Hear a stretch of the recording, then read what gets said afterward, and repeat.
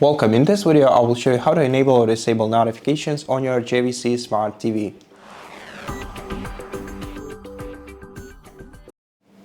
First of all, from the home screen of your TV, navigate to the gear icon on the right side, then scroll down to Preferences and open the Preferences menu.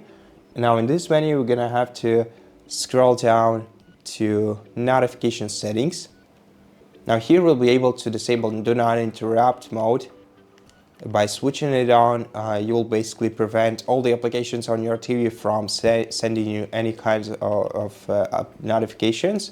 But if you want to adjust notifications for specific applications, go to App Notifications list, and here you'll be able to enable or disable notifications for selected apps on your TV.